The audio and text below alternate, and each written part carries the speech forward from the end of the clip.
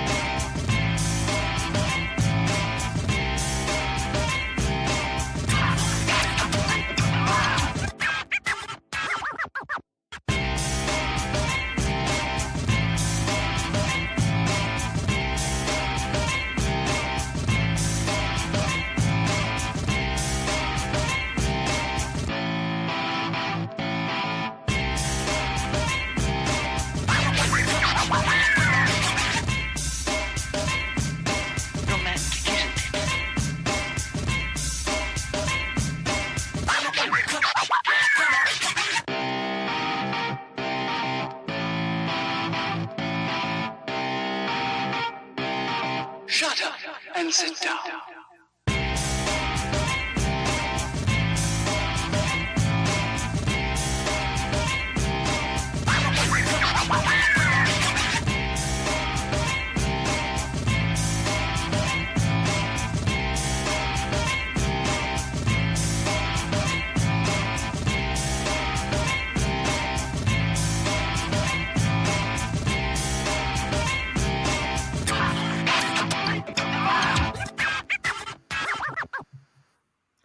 Hello, good evening, and welcome to another episode of Build, Paint, Play. I'm Dave. Greetings, programs. I'm Jake, and today we are joined by, is he over here or is he over here, Dave? On my screen, he's over here. The other way. This way? That way, yeah, there you go. It's always backwards on my screen. But so we're joined by Brian Colin, who's going to be talking to us about Sqwurmish and a bunch of the stuff he's got going on. So welcome to the show, Brian. Thank you guys so much for having me. It's awesome to be here, and it's good to see you, Jake, outside of convention life, and it's awesome to meet you, Dave. So I really appreciate you having me on. Great to meet you too. And yes, outside of convention life, it is a different life, isn't it? It is. It's weird. I don't even know what that's like. always at the conventions, right? Outside of conventions, like for sure. All good. I'm going to say hi to folks in the chat. We have Dave Hummel is here. Hey, Dave. Scott Radham is here. Josh Sawyer. Hello. And folks, so Jez is here as well. Hey, Jez. So just so you know, Creature Curation in the chat is Brian. So Creature Curation is your company. It is indeed. Yep. Excellent. And we'll be talking loads about Creature Curation. I know it's a made up. The second word's a made up word, so it trips people up all the time. It's awesome. I love saying curated, but curation trips me. Curated is fine. Awesome. Luis has joined us as well. Hi, Luis. Says hi, everyone. Technical difficulties, but I'm here. I'm glad. I saw Luis live today in the store. I saw him in person today. Oh wow! Oh my goodness. I am going to note that Josh said he just got his art of books delivered. Now the show better be extra good since I'm watching it instead of immediately pouring it. Wow, that's dedication right there. Yeah, we appreciate that, Josh. Definitely cool. Anyway, we're here. Hooray. So usually the first thing we do is obviously we want to thank the Army Painter. They're our season sponsor. It's been great. They've been sending some emails back and forth to Dave and I. So hopefully we'll have some more news for you guys at some point in the coming weeks.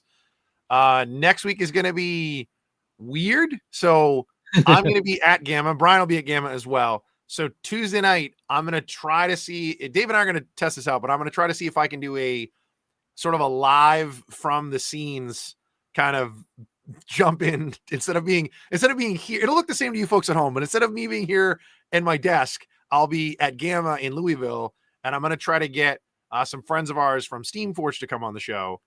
They said that they wanted to, so we'll see how that works. We'll see if we're able to pull this off with the technology that we have. So the background will either be Jake's room or it might be the bar it might be. Yeah, I don't know. It's wherever we can get Wi-Fi and a good connection. It's probably It might be a Wendy's. Yeah, I don't know. It could be anything. It might be something cool I don't even know about. Yep, It should be a good time. It'd be cool and if you can get the if you can get the Steamforge guys. That'd be awesome because they're in the UK, of course. Yeah, that's the plan. This will be able to tell you that it is just past midnight in the UK right Yeah, exactly. Which I don't think Fizz would have a problem staying up until midnight. Like that's not a problem, but I don't know about the rest of the ownership group. And then so normally the first thing we do, Brian, is we talk about what we're working on in hobby. So Dave, what are you working on? What do you got? I have got a couple of photos coming up, but been trying to finish off my Trench Crusade stuff for Adepticon. So working hard on that. I printed a couple more models today, like the Uzbazi Captain. Oh, very nice. Nice. So he has a little harpy. Yeah. Yeah, I was gonna say, is that a harpy? I was like, that eagle has boobs. Yep, that's a harpy. And also his axe is a gun. So you gotta love the gun axe. Oh, awesome. So That's like Yeah. that's like a custode's toy. yeah, pretty much. So I'll be doing that as well. But me as well as painting up minis from my Mordheim warband. Very nice. Very nice. Also for Adepticon. So I've used a bunch of Warcry models and Age of Sigmar models. So they're all very super modern. They've all been released in the last 18 months, apart from the classic flagellants. Oh, I think those are great. they're not super classic. Classic plastic flagellants. Yeah, I mean those are from what? Those are from like 2002 or something, or No, they were. I think they were a bit later. They were like 2007, maybe. oh right, yeah, because we got the Bretonians box first, and then they redid some of the Empire stuff. Yeah, they did some new Empire stuff. So I think it's from about then. But yeah, Dude, a lot of those plastics still hold up. Some guy was in the other day and bought a box of like the new repackaged box of the Bretonian Knights of the Realm. right. Those models are still great. Like that's a great kit. Yeah, definitely cool. But yeah, you're right. A lot of those do hold up, which is nice. Some of them, Yeah. most of them, super But good. being able to pull a model from almost 20 years ago and put it in a new game is awesome. Yeah, definitely. Well, or take an old model kit and recycle it for a reskin of an old game. Yeah, totally. Take that, yeah, for sure. But that is good. So yeah, that's what I've been up to. Nice. Brian? I've been building terrain for the game that we'll talk about later because I'm photographing all of the terrain and bashing it up in the computer for a layout. So I've mainly, like today, I've been building a couple of different corner, like weird moon rock type things for a moon setting so that I can have one for each of the four corners of the 2-foot table. Nice. And a couple other little pieces of terrain for that is what I've primarily been doing. Would you make that stuff out of? Is that just like pink insulation foam or? That's a foam core where I did like a base, and then I just start cutting out triangles and hot gluing it together.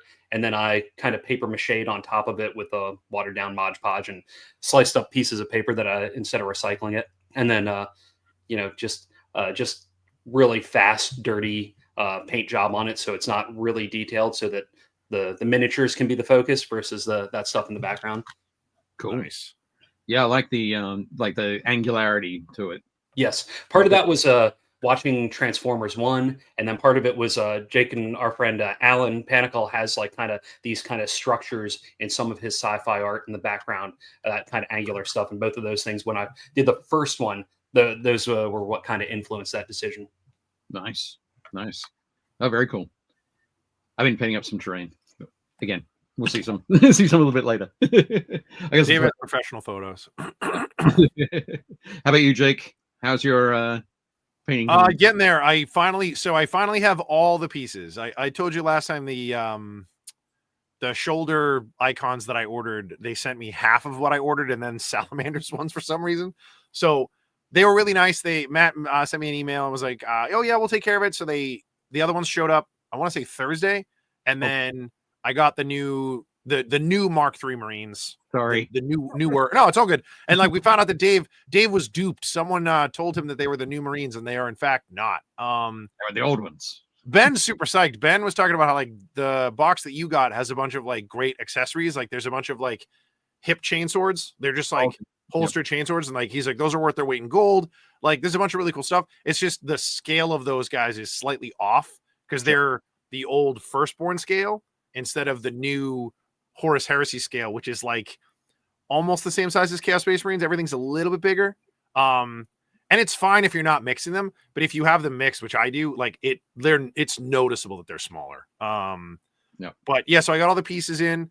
I'm still cranking my building. I can show off what I'm working on now. So this is my Rampagers. So I don't know if this is gonna work, but that's the first guy. Cool. So there you go. Yep. So I've got he's got a berserker head, but I filed off the rabbit ears and cut them down so they just look like some sort of helmet. So I've got 5 guys with phalanx blades, and these are actually the paired combat swords from the Grey Knights. Okay. Yep. So I've got 5 guys like that, and then I've got 4 guys like this. And these guys have, again, that's the file down World Eater's head. So these are I just did some Space Marine arm swaps, and then that mace is from the old Dark Angels Inner Circle Knights. Okay. And that's going to be my what the hell are they called? Meteor hammer. Yeah, those are going to be my meteor hammers. It's supposed to be a ball and chain, but I was like, there aren't enough good models that I could like realistically pull from. So I was like, this is just easier. I'll just do some hand swaps. And then I've got 4 guys like this, which have the excoriator chain axes. Right. So they were easy conversion. I basically just filed off all the chaos bits, did a couple of backpack swaps, some head swaps, some weapon swaps. But yeah, like so they're almost done. I have to finish. I think I got to finish 2 more. They're basically built. I just got to do shoulder pads and head swaps, and then that squad is done. And then I got to scratch build 4 apothecaries, and then my whole force is built. I'm gonna try to get everything built before I go to Gamma, because I leave on Sunday, and then it's been freezing up here. I don't know what it's like where you guys are, but it's been like last night it was like 19. Today it was like 17 all day. But I think when we get back from Gamma that weekend, like Thursday, Friday, Saturday, Thursday, Friday are supposed to be like high 40s, right? Which is fine. So in the middle of the day on Friday, when the sun's out, I'm going to go out and try to get everything primed. And then that gives me 4 weeks to get everything painted. So I should be okay. Nice. Yeah. If I do a squad of 10 and a character every week, I should have everything done. Excellent. It's a lot to get done for Adepticon. But this is Dave knows this is what I do every time. I need a deadline. Otherwise I'm like, I'll get to it. Yeah. And Jake does the classic thing as well, where it's like, okay, I've got 30 miniatures and I have 30 days. So if I paint 1 per day, nothing I'll be fine. Nothing will come up. Nothing will stop me from painting at any point. Right. The good news is I batch paint. So I do a lot of work ahead of time. Like when I prime them, I've already figured out for these guys, I'm basically gonna spray the models all Mechanica Standard Gray, which is super dark. And then I'm gonna stand them up and kind of hit them with ash gray for most of the model. And then I'm gonna high noon them with white. Like, so I'm doing a 3-step zenithal, and then I'm gonna hit the whole bodies with we talked about it last time. It's that mid blue speed paint. I forget which. I think it's not magic blue. It's one of the other ones, but it's basically like that's all their bodies and their arms, and then I got to do shoulder pads and heads because I'm gonna do each color and try to knock it out as quick as I can. Yeah, but it'll be fine. It shouldn't be too bad. It'll be fine. Everything will be tabletop legal. Everything will have at least 3 colors on it. Nice. I'm just gonna say Mick Palazzi has joined us. Hi, Mick. Good to see you. Dave said he spent most of last week. Oh, he spent all of last week finishing his downstairs bar. We have a photo later in the show. And he says it's 8 degrees there right now in Missouri. And Scott says minus 38 degrees degrees Celsius on the mercury today. That's in Saskatchewan. So, yeah, there we go. He's like way up there in the basement tonight. He's actually watching tonight's episode with pants on. which makes him cranky. I mean, it should make most people cranky, right? Yeah, exactly. Nobody stand up quickly, okay?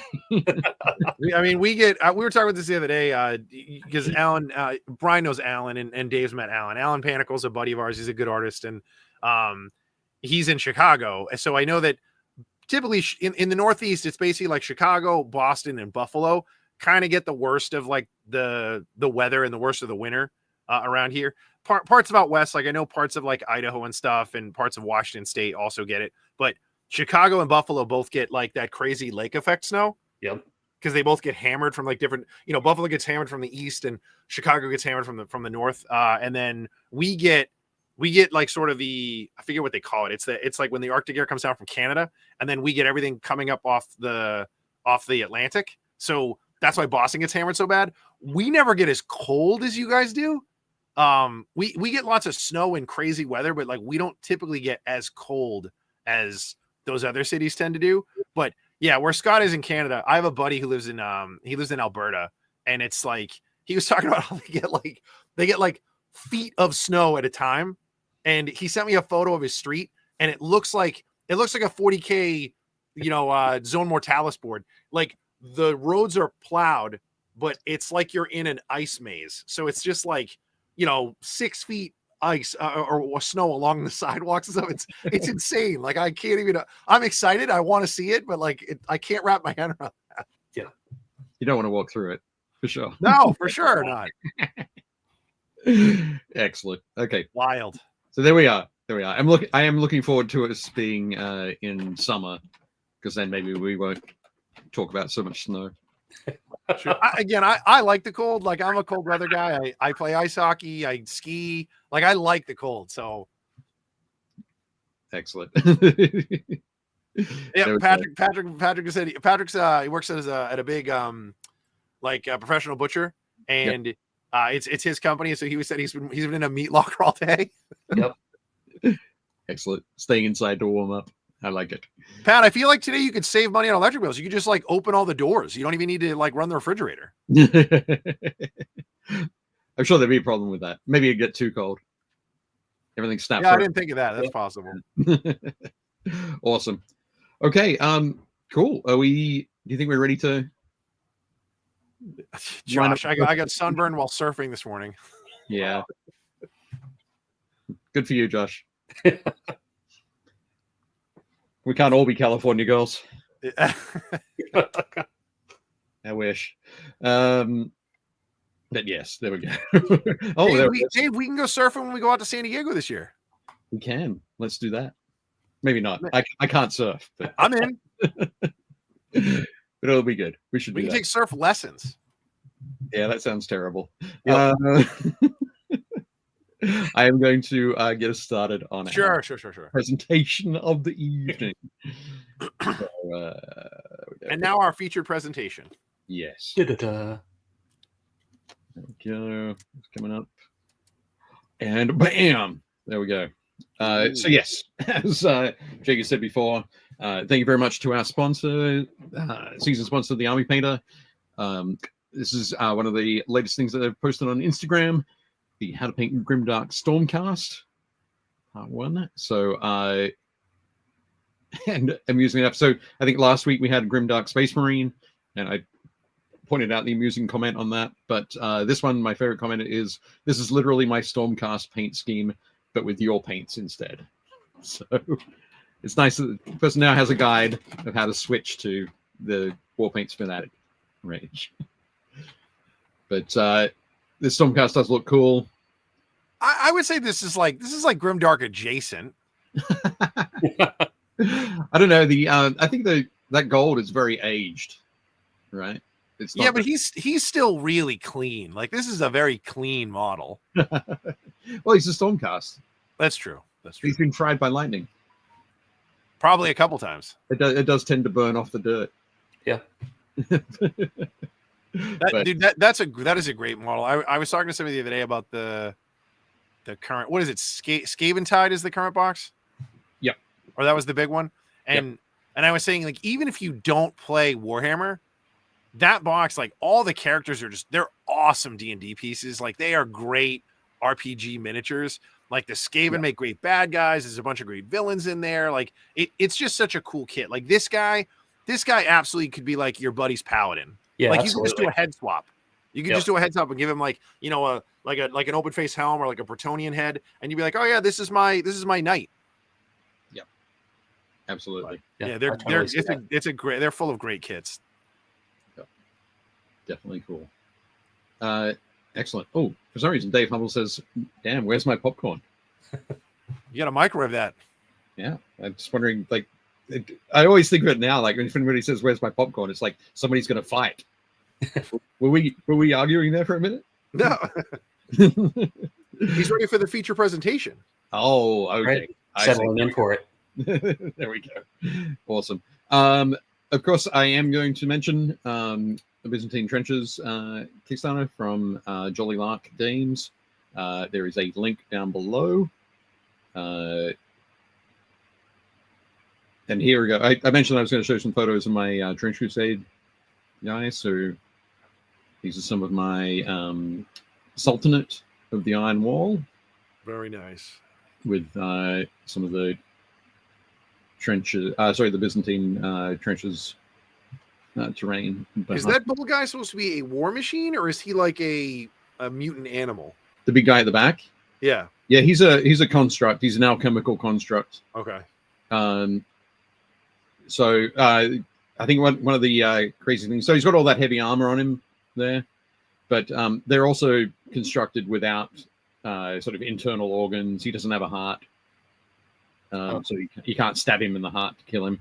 You've got to cut him into tiny pieces and hope that he doesn't grow back together. It's going to be a lot of pieces with that guy. Yeah, a lot of super big pieces. I love the pink fleshy bits. Yeah, that was fun. That was I kind of did a little bit of a slap chop kind of thing. So, or grisaille, if you want to use the original old master's term.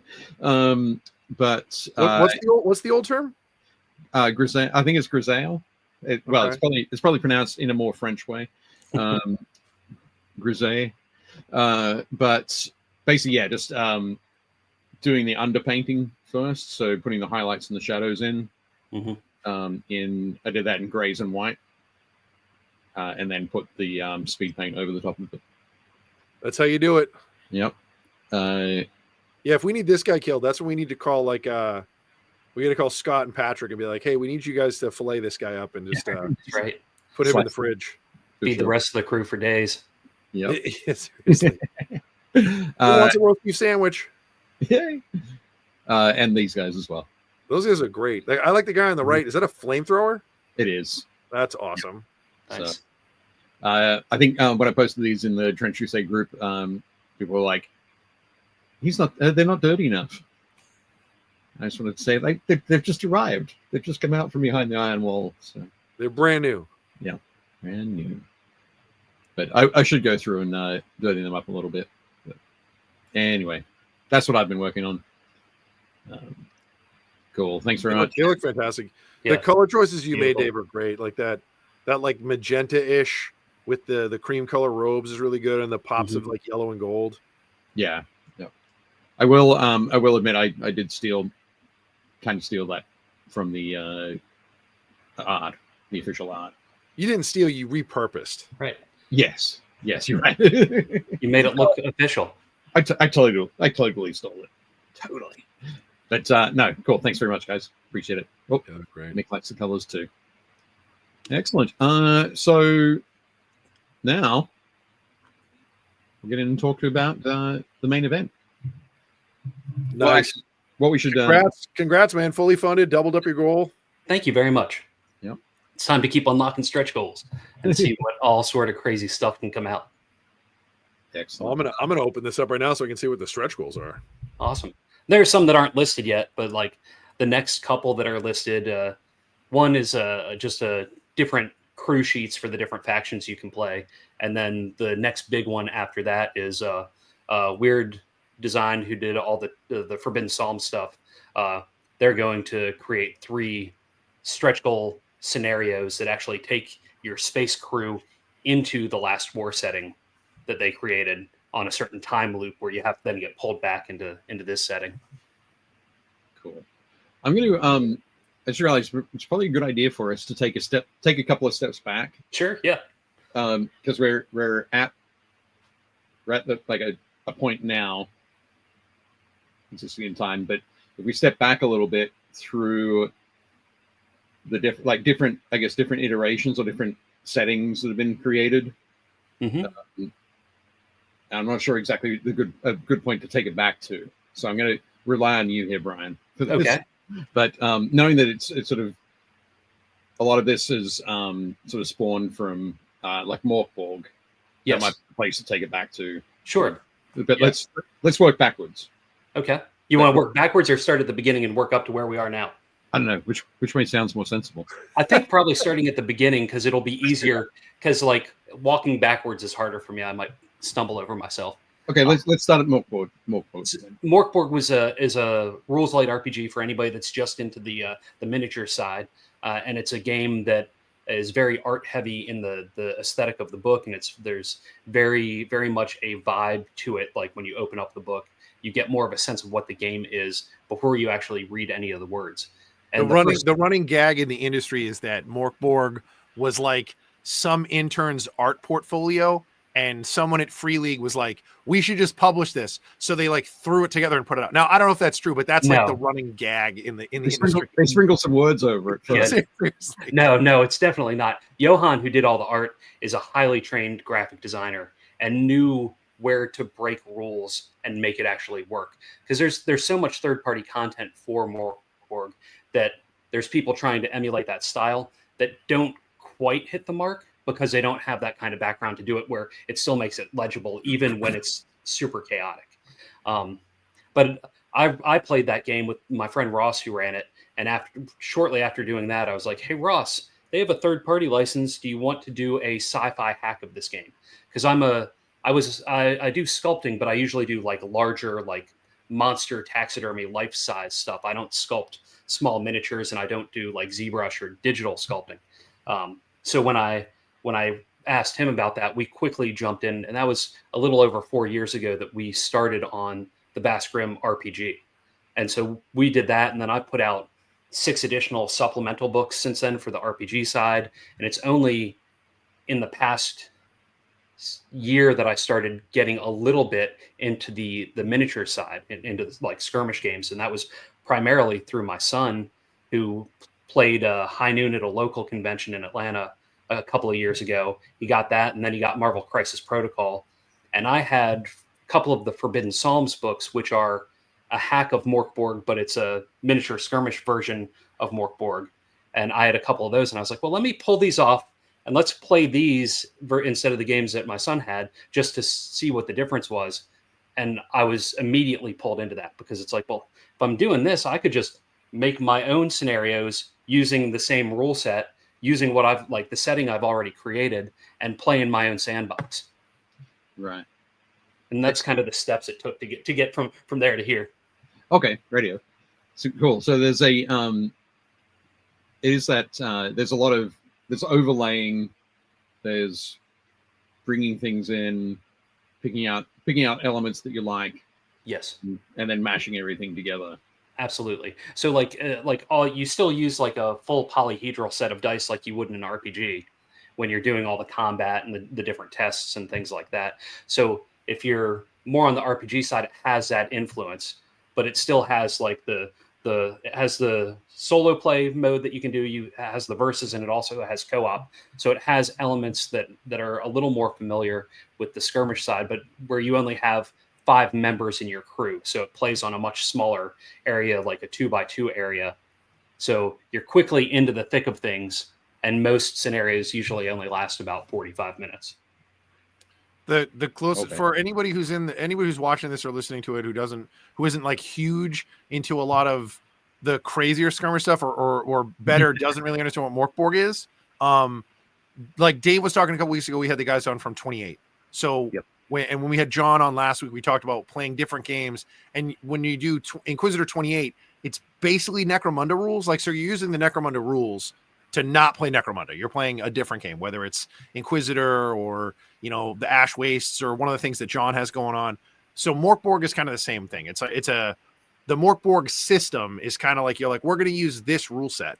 And then Brian's RPG is called Vastgrim. It's kind of like space survival horror. You correct me if I'm wrong, Brian, but basically he's putting that skin over the skeleton that is Morkborg's rule set. So you can play his game using a rule set that already exists. Exactly. So people that are familiar with it can easily jump into this, and those that aren't can jump in as well, because the rules are so light. It's way more about the overall vibe and flavor. And with Sqwurmish itself, one of the things that I feel that people stay away from in the RPG side is you can get infected with one of 6 different strains of parasitic worms, because they're taking over the universe. They're turning people basically into space zombies. And in the skirmish game, anything that's infected with a worm, if you're in close combat, if you're not doing ranged attacks, there's a chance that you're going to get infected with a worm while you're interacting with them. So you have to roll while you're in combat to see if you get infected.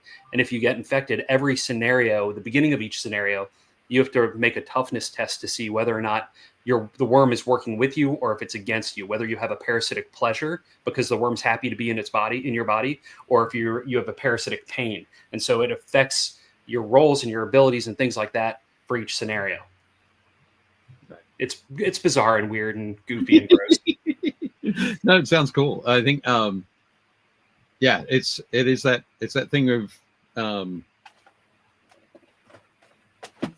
creating something that can be familiar to people, but taking it a couple of steps sort of beyond that. So what have you got there? It's a card game. So my last Kickstarter was Plunderlust, which is 7 different card decks where you're playing one of different space pirate factions, exploring locations, looting, finding stuff. I'm kind of like taking my whole setting and doing RPG, collectible card game, and skirmish game, and they all overlap in ways. So like you can use the monsters in the RPG and there's a conversion guide and put them into the skirmish side. Or you can use the cards from the card game and they have HP and armor and weapons, and they could be thrown into either one. So trying to make it so that if you like all the hobbies, you can play in all of them. Or if you just like one, you can do this, and you'll still be able to have access to bits of lore and things like that as I've continued to build it up over the past 4 years. Cool. That was a question I was going to ask. Yeah, are you developing lore through each of those aspects, or is it more of a invitation to tell stories, tell whatever stories you like? Yes, both. So for me, like for the RPG side, you really only need the core book, and then you can do anything that you want. And we've even got a third-party license where you can make money making your own stuff using the setting. Same thing, like the core Sqwurmish book has 13 scenarios in it, but it's going to give like a play-by-play on how to craft your own scenarios if you'd like, and how to make that easily, like outline that to make it easy to build your own scenarios as well. Like I want people to not have to spend as much money. Like if you don't have a lot of money, you can just get this. You can use rocks from your yard to use as your miniatures or paper minis or whatever it takes just to play make-believe and have fun. Sure. Cool. Awesome. I'm going to just bring back up the presentation again. And first up, we've got so this is the book cover. Yes. We were chatting a little bit before the show.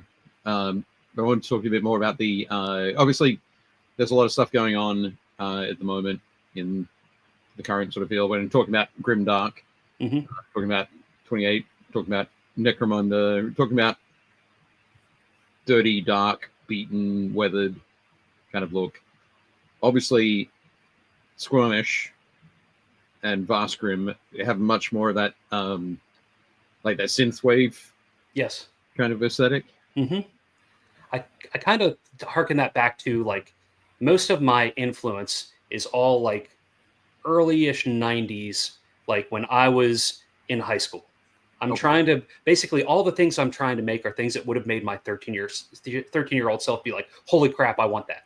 Right. So like I'm tying all the things. There's like pop punk references throughout most of my books, things that like I was into at the time, the color palettes and stuff. It's like taking the design influence from the time, but also modernizing it in a way that it's with current design standards. So I want it to give you that feel like it's back in time, but it's still modern at the same time.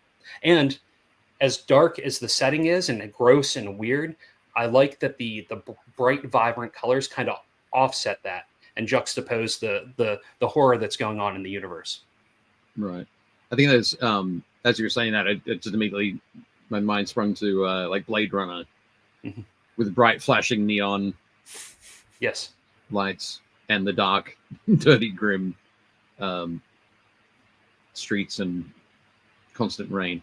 One of the things, of course, that I do want to point out, I only occasionally get to mention it, but on our I don't know why I have this background for the presentation, but it feels right. We've used it the whole time. Yep. But we've got the teal and the magenta there, so it's working wonderfully with your book cover. So yeah, that's cool. I think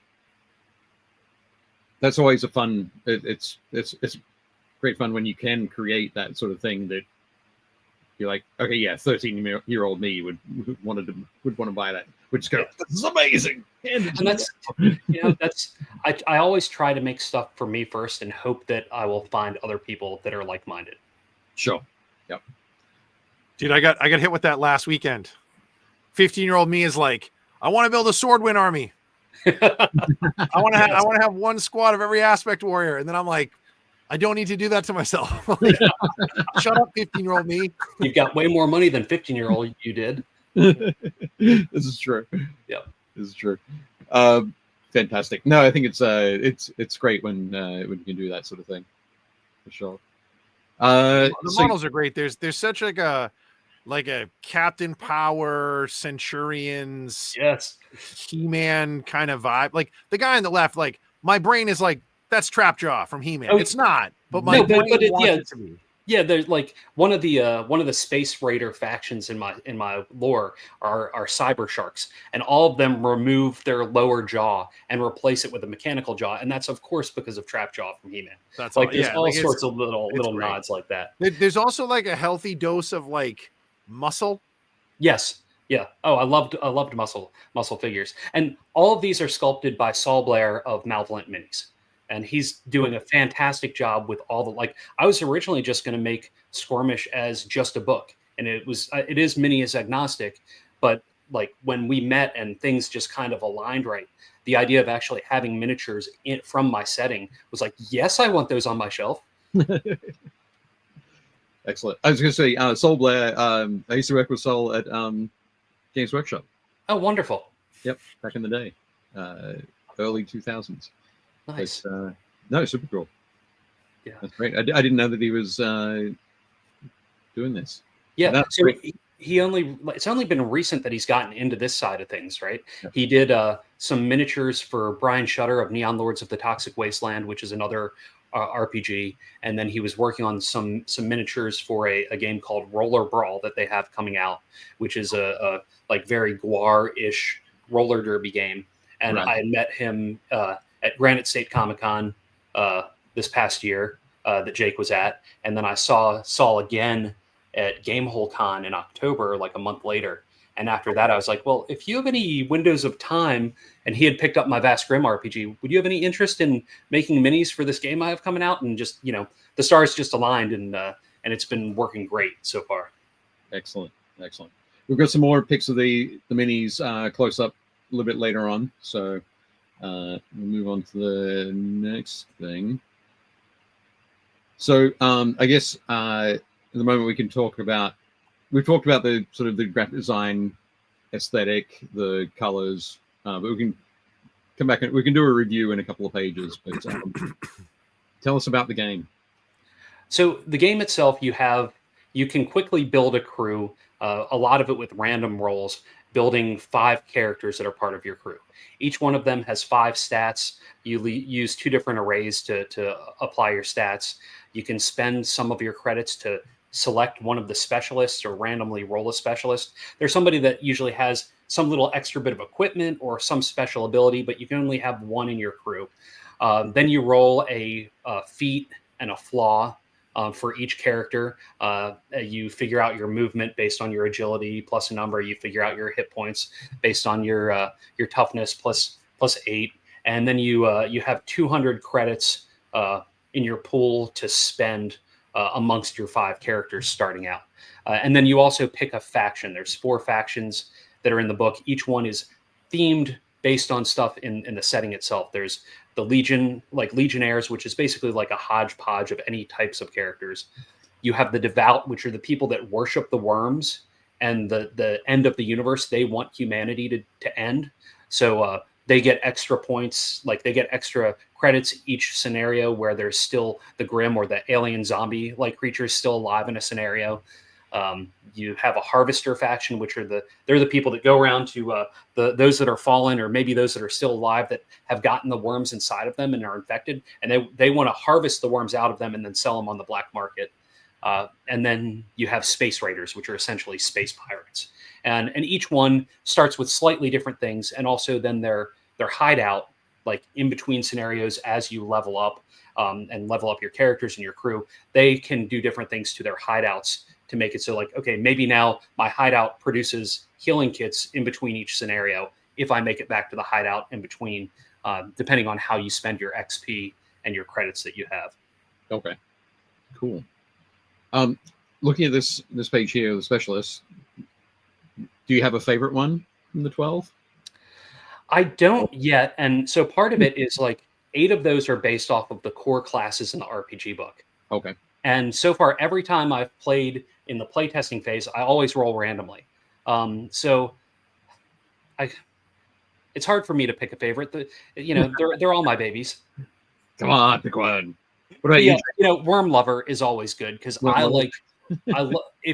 since you can get infected by 6 different worms, there's a certain point where if you've been infected by all 6 and survived, you become what's known as the unscathed, and you can't get infected by worms anymore. But unless you inject this concoction, like a slurry of pituitary glands, into you before the scenario, the Grim are automatically like they're gonna hone in on you like you're a beacon. So I like the Worm Lover. I like trying to extract worms, that whole gross thing that is the whole kind of vibe of the game. That's where I'd lean to. Excellent. Jake, what about you? I mean, the Trapjaw guy. Yeah. That guy's the coolest. Who's that going to be? So that's going to be a Manchine, because they're like a cyborg arm with a massive pincher claw on one side. Yep. Excellent. I think for me it's Deep Pockets. Yeah, being able to carry extra stuff is always good, right? Yeah. Yep. If you see me in summer, I'll be wearing cargo shorts because yes, you can carry lots of stuff without absolutely have your hands free. But I do like the War Wizard also, and Brudicorn is pretty rad. Like, there's a lot of good stuff. So, yeah, very cool, excellent. So next up, the building a crew spread. Mm-hmm. So, like I had mentioned, you have the 2 different arrays of numbers. You have the array on the left, which is the +3, 1, 0, 0, -3, and the 2, 2, 0, -1, -2. You can choose whichever array for any of your 5 characters that you want to put in there for your 5 abilities. Agility, it helps with movement. It's being able to dodge things. Presence is usually used for ranged attacks. Strength is, anything physical, and tech is going to be like, there's certain scenarios where it'll benefit the scenario if you activate these 2 things to help build a protective shield around the area that you're in to prevent, hostile creatures that are on this moon from coming into the area while you're trying to do something else. Toughness helps you with resisting infection from worms, and then also for also your hit points as well. And all of the equipment and things like that, when you have to roll a die to try and figure out the outcome of it, you're going to roll a d20 and you're going to add whatever ability modifier coincides with it. whether it's negative or positive. And the standard difficulty for anything is going to be a 12 to try and succeed that. You got muted, Dave. I did mute myself because my boiler kicked in. Sorry, Right but I just know Scott just asked. This is dice based. It's so yeah, it's all the polyhedral dice. Most of your rolls are going to be a D20, but there's certain things anywhere from D2 up to D12, depending on certain pieces of equipment. Like say a pulse rifle is going to do D8 damage, but then it's also like weapons like that are going to be battery based. So there's a universal battery for anything that's battery based that holds 24 charges. So whether you're using a blaster or a pulse rifle, they're using a battery that has 24, but when you use it, depending on what it is, deducts it down more. Like, so a pulse rifle might deduct it down 6, whereas a blaster might deduct it down 4 each time you fire it. Cool. Excellent. Okay. I do like the idea of being able to choose sort of those two arrays of modifiers, I guess. Mm-hmm. Being able to choose like where you put those, which Right. one you go for. Do you want the one that's that extreme 3, Right. and then the extreme -3? Yeah, I like the sort of the push and pull of that. Yeah, I tend to go with 2 with the extreme and then 3 with the more balanced one, because then also when you go to roll your feats and flaws afterwards, you never know how that's going to affect it. So you might have a flaw that ends up reducing your strength by 1 or 2 when you made them like the one that you thought was going to be like the big muscle. Oh, okay. Radio. Oh, like him afterwards. I like that. That's good. And on the right there, death saves. Yes. So when you get to 0, you're knocked down, and then at the end of the scenario, you roll a d20. If you get a 6 or higher, you pass, unless you've been hit after you've already been knocked down. And if you've been hit after you've already been knocked down, then you're just out, and that character's then done, and you need to spend some money and hire a new crew member. Okay. Nice. So, would you say that it's fairly brutal? Is it tough to keep a character alive through an entire campaign? It depends. I guess it depends on who you play with, right? Because playing solo, it's not as brutal. Playing against someone like my son, he may go for the kill shot afterwards. Whereas playing with somebody else, they may be like, you know what, I don't need to off your character. I just need you decommissioned so I can be the one that gets the goal of the scenario, to move on. So I get the creds to really up my equipment and make my crew better at the end of this scenario. Right. Okay. So do you play with? It's whether you play with like nice people or jack. Right. Yeah. Depends on the type of, some people are more competitive than others. And then there's some people that want to play it co-op, and want to work together. So, Is it designed to be 2 players, either 1v1 or co-op, or can you play with like a bunch of people? I have it up to 4 players. Okay. Any more than that, because it's a 2 foot by 2 foot surface, you reduce the crew numbers down a little bit when you're adding more people like that. But any more than that, I think it would just get too cumbersome. Okay. Yeah, that makes sense. Nice. Let me just. There we go. Okay, so and this is a sort of the typical sort of layout of a scenario. Yes, there's a page on the front and then there's a page on the back. So each of my scenarios it's almost like one page folded in half, and the 4 pages total. What I'm doing is I'm crafting all of the scenarios and then photographing them so that I can put them into layout to give you an idea of how I would set it up. And then call out what the different things are. At the beginning, on the page in front of it, it has a what is known. It breaks down the story a little bit more, and then what the goal is. Since this inside spread doesn't have that, so like for this one, the overall concept is that there's rumors that a key card can be accessed if you by one of the workers on this moon. and this guy Kid Arachnid is willing to pay 500 credits to anyone that can get it back to it. And 500 credits in this, after you build your crew, you realize that's a lot of money, especially for a first starting adventure. That would be a good way to really start to like strengthen your crew, buy things that you couldn't afford this time around, stuff like that. And then so in the game itself, at first, each player puts out 2 Grim, which are the zombie hive mind aliens, within an inch of the main pylon. And every round in between, they put out another one.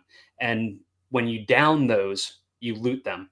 You roll a d6. On a 1, you found the key card. But if you don't, it'll go until 6 of them have been downed and looted. And on the 6th one, if it still hasn't been found yet, then that one automatically finds it. And then in between scenarios, or in between rounds, you roll to see if a warhound, this like 6-legged nasty beast, comes in from the mountainous areas from the other side. And then depending on who won initiative, whoever lost initiative gets to decide where it gets placed. And then, so that kind of, this is the area when, if you're looking at the B, the little things at B, that's where if you do some tech tests, you can, if they're both fixed, that it can put the bubble on so warhounds can't get in while you're trying to achieve the other goal. Sorry, my boiler is still going, but cool, excellent. From a layout point of view, my initial thought was, why wouldn't you, if you've got 4 pages, why wouldn't you have like two-page spreads? But the way that you're talking about it makes sort of complete sense, where setup is on the front page, layout, deployment, everything we've got on this spread here, and then the next page adds for like 3 to 4 players, some additional stuff for solo stuff, and then some extra tips if you're playing different factions, what things might be beneficial for you. Yeah, so it is that nice, simple, folded page package. I think it's always a really interesting thing to pick up a new rule book and have a look through and see how things have been put together, what considerations have been made. I also, with that, I thought, like, if I were to just create a scenario and I have that and I just print that out and fold it in half and I have that at conventions and that's a convention play scenario, it's something very easy to do as a giveaway for somebody to take with them, have something they could play and have a QR code to then go back to find other stuff. Sure. Yeah, that makes a lot of sense. I think it's very good. Occasionally I'll sort of bemoan the work of Osprey Games. Their layout for their game rule books is terrible. So I do love it when somebody's thought about it as much as you put into this. Very cool. Thank you. I like it. Excellent. Can anybody hear my boiler going on in the background? Just a little, but it's not overpowering at all. Sorry, it's really loud. It sounds like a loud computer fan. It's not like it's not bad. Yeah. It's I'm just wondering if my wife has like opened the door upstairs or something. Anyway, fantastic. Mick says no, we can't hear it. The miniatures. Yes. We have some cool minis. Tell us about these. So these are 2 of the character class minis, and with this, like with Saul, I just said, here's the look in the core RPG book. I want to have in the starters 8-pack. I want one representing each of the classes from the RPG, because I was hoping to bring the people that play the RPG in for that, and then also get them excited about Sqwurmish. But if not, they can at least have them for that. So the one on the on the left with the net, that's one of the harvesters. So like if you look on like his leg, he's got little forceps and things like that, little tools to actually go in and maybe slice you open and pull one of the worms out of you and put it down into his net in the middle of the game. And there are rules for worm extraction while in actual active combat. So along with in between scenarios. So they're interesting. He's got kind of like he almost has that Rocky Horror vibe with his skullet going on and his rebreather. I really like how this guy turned out. And then on the other side is one of the devout. They're the people that want the end of the universe to come. They worship the worms and the end that they're bringing. You'll see that she's got like a cybernetic leg, and there's chains going all around, and like different like worm teeth dangling from some of the chains. Saul did a really great job with this one as well. And they're going to be, these were the very, very first prototypes that he sent me. They're going to be scaled up just like 10% to get a little bit bigger. Okay. Are these like 25 millimeter bases that we're looking at? They're the bases themselves. They're the 28. So yeah, 28 and a half. They're 28 like to their eyes, like from what Saul sculpted. But I asked him to just scale them up just a little because they're thinner and not quite as chunky as some of the other models, and I think it'll just give them a little more vibrancy. Right. Yeah. I think there is that wonderful the anatomy. There's something about the anatomy of them that's just a little bit off. Yep. And it's not from the sculptor isn't aware of anatomy. They know it's again that they know the anatomy and they know how to break the rules for it. Right. Yep. So, and you kind of have to when you're doing something so tiny. Yeah. Yeah. You got that opportunity there, but it's like the very thin legs and the chunky boots. Right. Yep. Did that cool thing for the guy on the left for the harvester. Yeah, and also like people are. It's been 663 years since the worms were first released. So most of humanity is gone. Most of humanity has been overcome, either turned into the grim, or they're like just scraping by, trying to get together to try and survive another day, or find a way to get out of the universe before it collapses. So a lot of people are just, they're malnourished. They're living off of what was produced years before. Maybe they found an asteroid colony where they're farming algae, and like there just isn't a lot to get by on. So having people he tried to overplay kind of that kind of a little more malnourished, but then have the chunkiness and give it that kind of like punk-ish vibe to it as well. Yeah, no, that definitely works well. Very cool. Next up. So we've got a Soul Survivor, the guy with the clenched fist. If you look at his knuckles themselves, he's got a thing called Knuckle Duster, where he's got genetically modified knuckles to be able to hit harder, with some metal in there. And then on the right, we've got the Man-Sheen, which is like the part human, part cyborg with the big claw, and got the big metal spiky for the mohawk. And Jake, that's where I'm going to have you cosplay as a Man-Sheen. Done. Awesome. Is your claw going to be functional?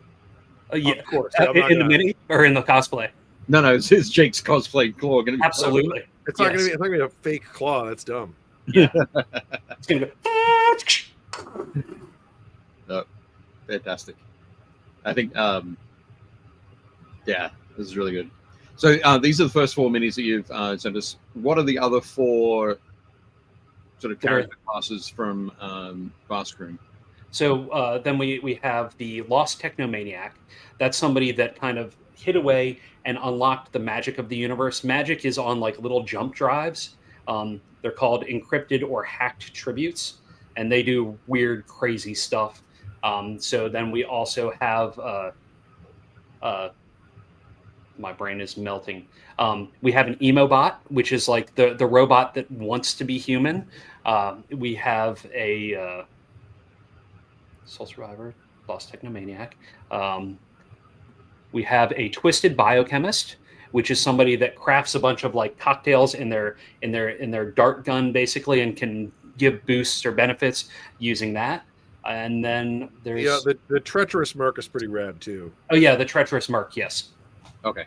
And that's a mercenary gun for hire.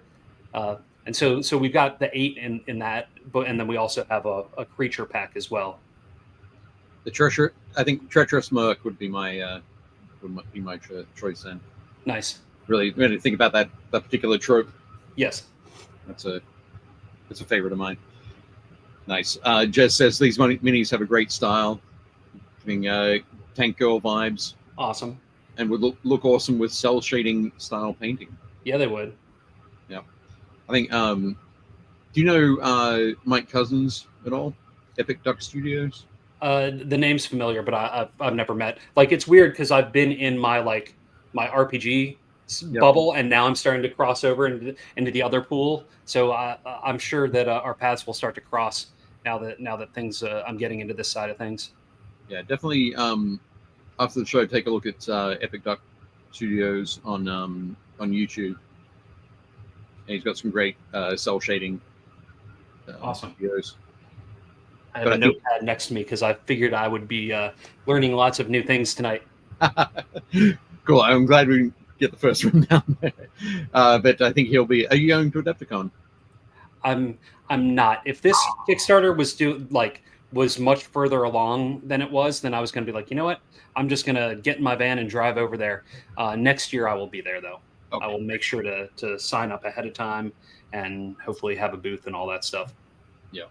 No, that's you could always send some of your stuff with Alan. He's got a little artist booth, so I may, and I have not to infringe on the sponsors, but I have some stuff with one of the other paint companies that's part of my Kickstarter, so I could probably have a couple things in their booth as well. We're friends with the people at Turbo Dork. They're they play nice with others. Excellent. Yes. Yep, for sure. Yeah, definitely. Obviously, I was going to mention that the aesthetic is very much in that same sphere as Turbo Dork. Yes, we were last year at Gamma. We were booth neighbors. Oh, cool. And they were calling it like Neon Punk Alley because like we were both very bright and vibrant, both next to each other. So yeah, they're good folks. Oh, that's awesome. Yeah, we had Greg on. We had him on a while ago. Well, not super long. Like in the last 7 or 8 episodes, we had Greg on. Awesome. Yeah. But no, very cool. That's great. Awesome. And I think what's the next one? Oh, okay. Yep. So yes. And I'm about to have these. Saul's about to mail these off to me tomorrow. He's going to mail me all of the minis that are done. So this is the one on the left is a Turgis worm. So each of the different worms affects your body differently. The Turgis one goes after your spine. This is also the one that I made a large head sculpture of. That's the cover of the RPG book.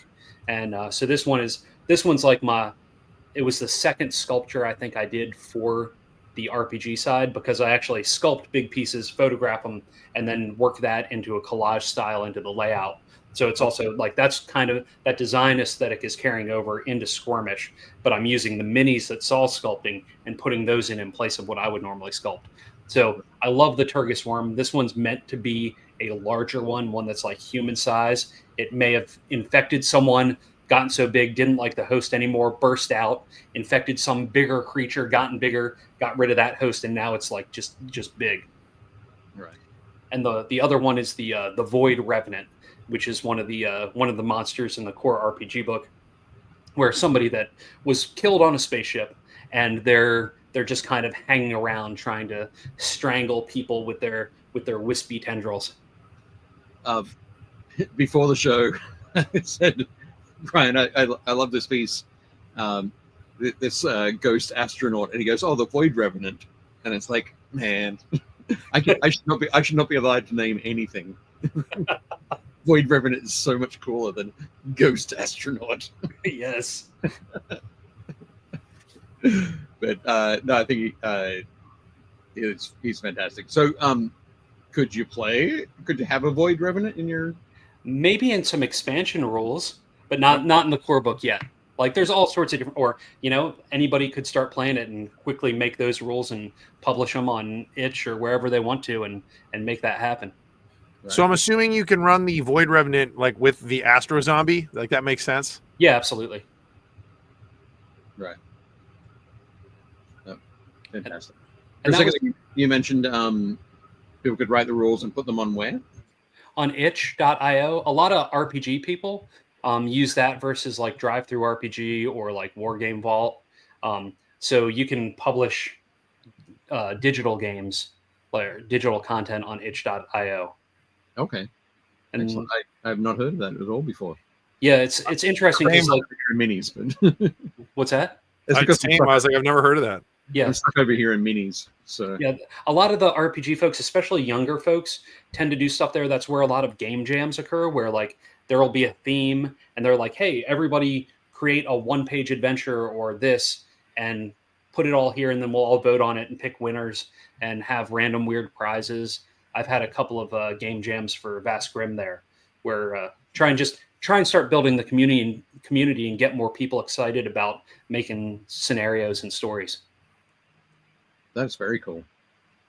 I did not know that at all. No, awesome. Yeah, definitely. Yeah, so itch.io. Yeah, there's a lot of like normal like video game stuff too there, so it's sometimes hard to filter through. Right. We're all learning stuff tonight. Excellent. That's very cool. And I think I've got one more photo here. There we go. Ah, yes, the painted ones, and like I've only really painted bigger stuff before these, and like I never thought I could paint something quite so tiny, but I really enjoyed painting these, and I'm sure there's a lot there. There can be a lot of improvement, and hopefully, as the more I do this, the better I'll get. You should send a set to Dave. Oh, sure. I wouldn't say no. Excellent. No, these are looking cool. I think I always say that I feel that one of the most important things when you first start out painting is sometimes painting miniatures can be described as like three-dimensional, like coloring in. Yep. And so like coloring between the lines is good. Yeah. I always think starting out, so your coloring between the lines is fantastic, right? So everything is separate, everything is different. Right. You've got all that sort of thing going on. I always encourage, if I'm working with somebody who's new to painting, like when Jake and I do it at our painting classes or whenever it happens to be, like last week I was doing a paint and take at my local store, Games and Stuff. It's all that kind of thing, that neatness, putting the colors where you want them to be, and then everything else comes after that, all the painting techniques, all the other techniques like washing or dry brushing or weathering or highlighting, but having that basis is super cool. And I think again, like pushing through those bright and vibrant colors are looking great. Thank you. And that's like one of the things I personally don't want to use any real human flesh tones on these characters. I want them to all have a really different, bright, vibrant color. Because this is way off space. Why alienate anybody of any skin tone when it could just be all weird stuff? Sure. Yeah. I love the what was the I can't remember the name of the character type, but there's a guy with the purple skin over there. Yes, the Soul Survivor. Soul Survivor, there we go. Yep. Yeah, exactly. It looks great. That just works perfectly. Are those 32 millimeter bases? Like, how big are the bases you have them on? Hang on. Let me 28s or 32s or I think they're 28. But I'm done like I said, I'm very new to this side of things. So I ordered some and I didn't is it bigger than a quarter? Yes. Okay, then it's probably a 32. Okay. Yeah. Cool. If it was like a quarter or slightly smaller, that's probably like a 28-ish. Okay. I'm just gonna hold this up against the screen. I can grab my box. Yeah. Cool. But no, they're looking great. And can you tell from there? That looks like a 32 to me, but okay. Yeah. But we don't know how big your hands are. They're short and nubby.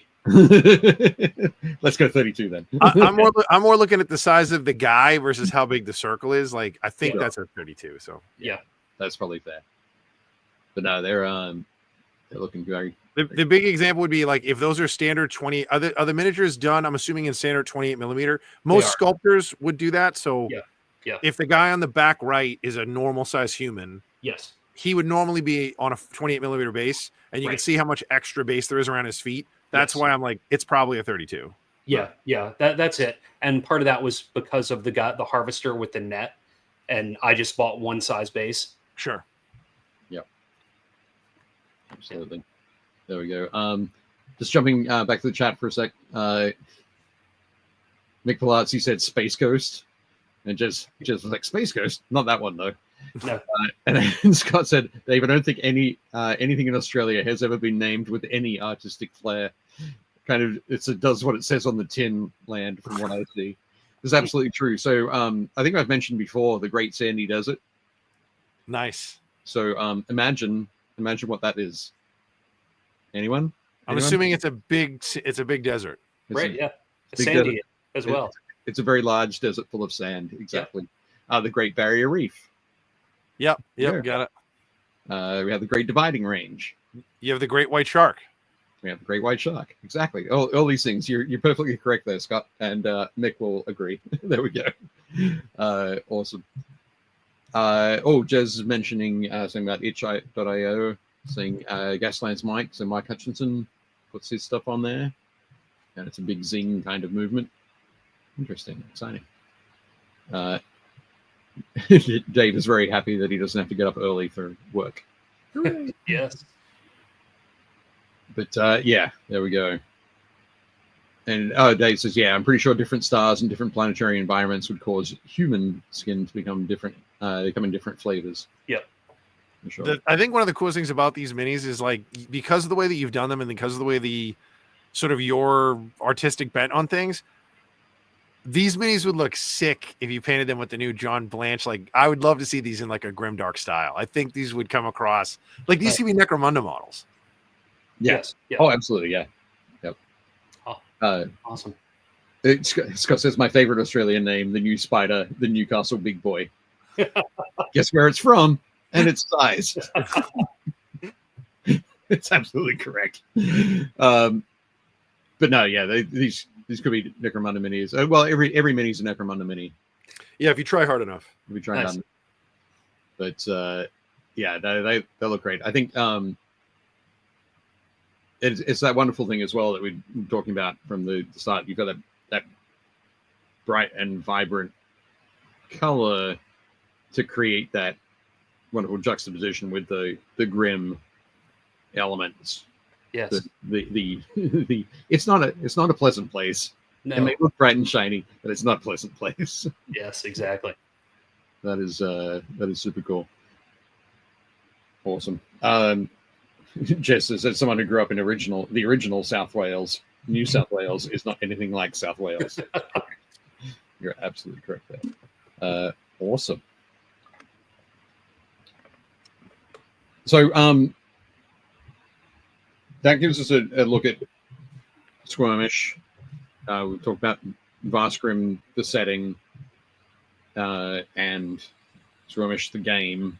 We've looked at the rulebook, the design, the miniatures. Talked briefly about the gameplay as well. The Kickstarter. Yes. So running now, launched last Tuesday. Mm-hmm. So running for a week. As Jake said, double funded. Yes. But you mentioned stretch goals and things that you're working towards. Yes. There's a couple of larger pledge levels that have additional mini sets that haven't been unlocked yet. Like it's not officially on the page anywhere, but there is another character class pack with variations on the same classes, but different models. There's another creature 8-pack that should be on we should unlock before it's all over, that expands the different types of creatures that are in there. Then we have some additional scenarios by other guest writers and a couple other bells and whistles and fun things that just adds more to what people back, and especially for people that are getting physical items or just digital items. I try to balance out what people get so that as we unlock stretch goals, hopefully people are excited and feel good about bringing more people into it and getting their friends excited about the game as well. Cool. There's also a hidden pledge level that's all foot stuff. All foot stuff. Nobody wants to see that. Well, not nobody, but It's all when Jake's asleep in the hotel room. I'm scanning his feet. Oh, I'm not asleep. I'm aware. He's just pretending to breathe Yeah. deeply. Fantastic. Always comes back to feet for you, Jake. Always. I just think it's the funniest thing in the world that like it's like I'm not yucking somebody's yum. Like do what you want to do as long as it doesn't bug somebody else. But I just think it's hilarious that there's like this whole. I listen to a crazy radio show in the morning. They're really funny, and like they are always be like, yeah. So here's this new foot thing that's going on. Like it's hilarious how much of it is around. But Jez has a question in the chat. He goes, asking if someone who can't get stuff at the moment, will this stuff be available on the market in the future? Yes, that is the plan. I mean, almost everything I make, I try to print overage. So the book itself, I'll definitely print more copies. It should go through. I'm just now partnering with a consolidator who will then sell to a bunch of different distributors. So it should be in most stores once it's printed and has a street date. I also this is a early prototype of what the mini boxes are going to be like. The die cut's not right, but it's going to be die cut. It's going to be printed. This is the same height as the books, so it can fit on the bookshelf and look real pretty with the book itself. Oh, nice. The back will have the different packs that it could be, kind of old G.I. Joe card style with like character pack 1, monster pack 1, etc. going down. So all of that stuff should be available either directly through my Creature Curation website or hopefully, some stores will pick it up as well. Cool. I was just going to say, Jez is in the UK. Do you have currently UK or in Europe? Or I've been I do the crowdfunding stuff and have Zatu fulfill my UK and EU stuff, Okay. but I sell to Europe through BNW, Brave New World, who's a distributor that sells to stores over there. Okay. So hopefully they'll be able to pick it up. Cool. Excellent. There we go. There we go. That's for you, Jez. It will be Jez, if we're in a pinch too, by the time it's ready, you can always let Dave and I know. And when we come over to go to UK Games Expo, we can just bring a batch with us. and one day I'll make it over for that as well. Yeah. That'll be cool. This will be our first trip. Yeah, Dave and I are just going for funsies. Like For this. UK Games Expo. I'm going for work. I'm going for like work adjacent stuff. Like I'll do work for like Saturday, but after that, it's just going to be like a vacation. So Nice. Excellent. I'll be slinging books at the Warlord Games booth. Awesome. But yeah, nice. That's super cool. Excellent. So we've got some character packs, we've got some monster packs coming in stretch goals, all that sort of thing. I did forget to mention, but of course, everybody can head down to the links below to check out the Kickstarter. Awesome. And look through it all. Of course, if you have any questions, you can message Brian through the Kickstarter. Yeah. Some people, this is something I always find interesting, but mainly because Kickstarter don't make it super obvious. But if you do want to ever want to message the creator of a Kickstarter, go and look for the section where it says like created by, and it has the person's name or company name. Click on that, and it'll give you like a pop-up, and it'll give you an opportunity like send a message in that. But it doesn't tell you that's where it is. It hides it under that. Yes, it does. Yeah. And I mean, it also if you start putting your email on the page itself, you already get hit with a crazy amount of spam bots being like, "Hey, we can boost your campaign for $35 in all the places." Yeah, for sure. that is the worst. Also, if anybody's in a real pinch and they can't get a hold of Brian, you guys know you can message me at the store, or you can message Dave and I. Like Brian and I are friends. Like it's always easier for me to be like, this guy's looking for you, or hey Brian, can you talk to this person, or like, hey, can I order this stuff for one of my guys, kind of thing. So yeah. And I also post my Discord on most places, on the Kickstarter, on other places. That is the super easiest way to get a hold of me, and I'm usually, unless I'm out at my weekly pilgrimage to the grocery store or like doing something like that, I'm usually pretty quick to respond. Cool. Excellent. That's great. Fantastic. Brian, did you have anything else that you wanted to let us know? Anything that we've missed?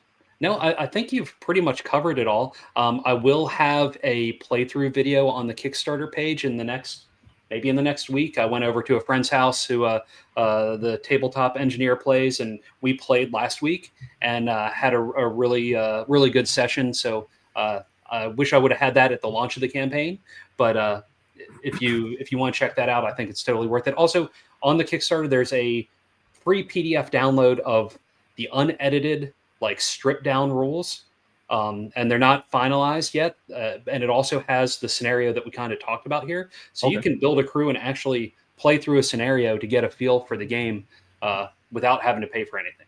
Right. Cool. Brian, do you want to tell everybody what shows you're going to be at this year, like where people can catch you? Yes. So if you're in the industry, I'll be at Gamma next week, and then I will be a guest at MomoCon in Atlanta. And then, holy smokes, let's see. Let me pull up my shows real quick. Then I will be at Gen Con, Origins before that, Gen Con, possibly Too Many Games in Philly. I'm waiting to hear back about that. Possibly Dragon Con. There's going to be a show in Atlanta that's going to be announced soon later in the year. And then PAX Unplugged. Oh, and Pittsburgh Gaming Expo I'll be a guest at as well. Cool. Nice. Lots of shows this year. Oh, and Granite State Comic Con. Thank you. Cool. Yeah, lots. And I still got to make things in between too. Nice. That's good. All right, Dave, what we got next? We're going to look at some stuff from the community. So yeah, so we reached that part of the show where we get to check out minis from the from our Facebook community. Again, link to that is down below. Thank you very much to everybody who has submitted photos over the week. It's always cool to check out the very wide array of hobby stuff that we have going on. Oh, what's going on? Sorry, folks. I'm trying to... Brian, this is another classic Dave thing. What he does is he narrates through what he's doing. I get it. You know, it makes it easier than trying to say something else and then do what you're saying. No, I get it. Like, it's part of the charm of the show. We get a lot of people who really like it. Some people tune in just for that. Of course. It's a drinking game now. Almost. Oh my God, I don't even want to know what drinking games exist for our show. Whenever Dave narrates what he's doing, take a drink. Awesome. Well, let me tell you, the worst part is that when I click on present, click on share screen, and it says choose what to share with StreamYard.com. Yep. Okay. I always click on window. So everybody should be drinking right now. Yeah. Which should then take me to the selection of different windows that I have open on this screen over here. But it's I'm guessing it's not working. It's not showing any of those. Mixes so much rum. Yeah, seriously. Please, yes. What's going on? Brian, I think I'm going to be at least 3 of those shows that you're going to be at. So I'm going to be filling around me, Jake. Yeah, I got you. Well, I know you'll be at Gamma. Which other shows are you going to be at? So I'll be at Gamma, and then I have Adepticon, and then I get like a month off. I don't think I do any shows in April. I don't think. Yeah. And then in May, they changed the name. Now it's going to be ACD Expo instead of ACD Games Day. I think they're just starting to move it into just Expo. I was talking with one of the buyers earlier today. So I'll be at that, and then I've got I always forget what Alliance Open House is, but I think I'm doing. Oh no, I can't do Alliance Open House because that's September. Huh? It's usually in September, like mid-September. Yeah. So maybe we'll do that one. And then Origins is a maybe. Like we like doing Origins as Gamma members. Like we get free badges to go. Right. But it's also, and I'm really good friends with Doug Shute, who know who's like the Origins.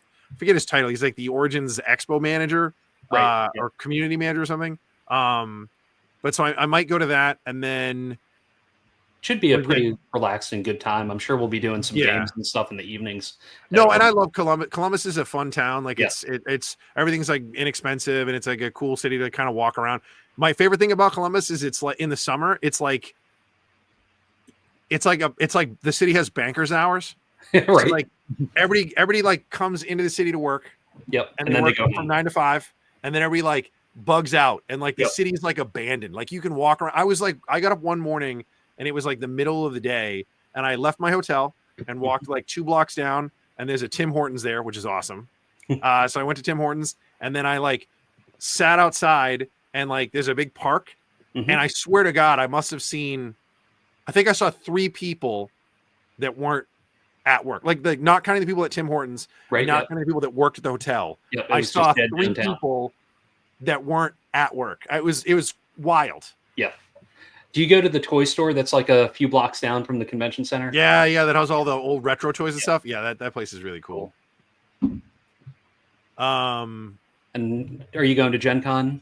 Yeah, so Gen Con's really weird for me. Like the last couple of years, because Dave and I do San Diego Comic-Con, Right. Yeah. It's- It's so close. it's a week. So we fly out to San Diego, and Yep. San Diego is like basically for us Wednesday, Thursday, Friday, Saturday, Sunday. Sure. And then usually, because we're on the West Coast, I usually just stay over and I fly home on Monday. Right. And then normally I'd be home Monday, Tuesday, and then Wednesday I'd have to fly to Gen Con. Right. Yeah. So Kat this year wanted to know if we want to like drive out with her and turn it into a road trip. And then I'm like, but then I'm basically gone for 2 weeks. Like, I don't know. That's a long stretch.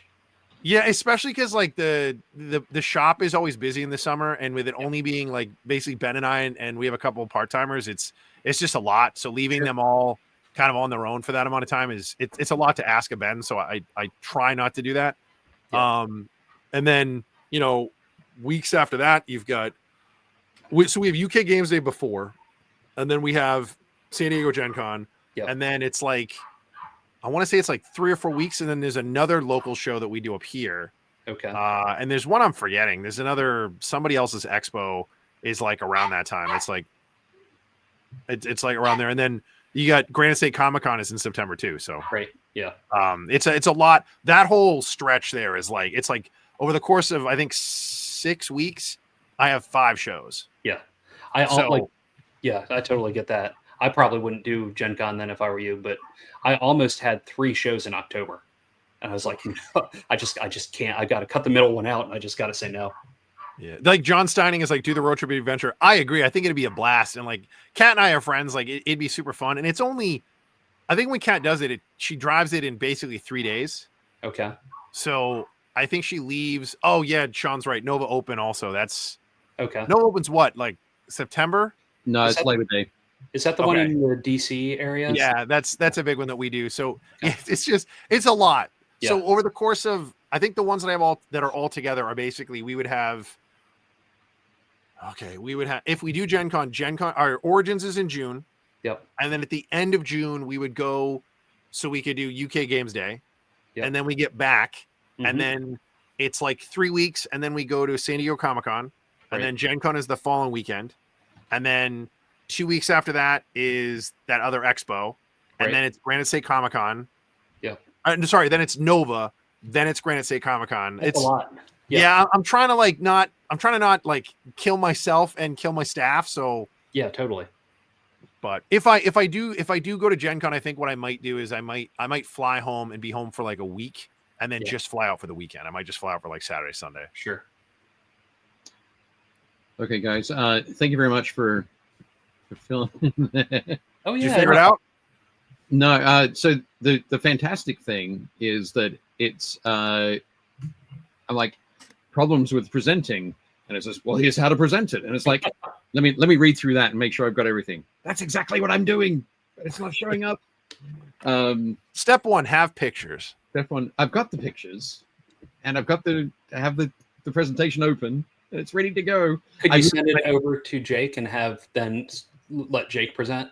He's like the director in StreamYard, so he has all the controls. Like I have access to him letting me in, but I can't do anything else. I see present on mine. Yeah. Oh. If you want to send it to me, I'll try it. I'll try it. Let's try that. Are you going to email it to me or send it to me in Messenger? I'll send it to you in Messenger. Okay, we'll try. You're seeing this live, people. Seeing this live. Testing the waters. Uh-oh.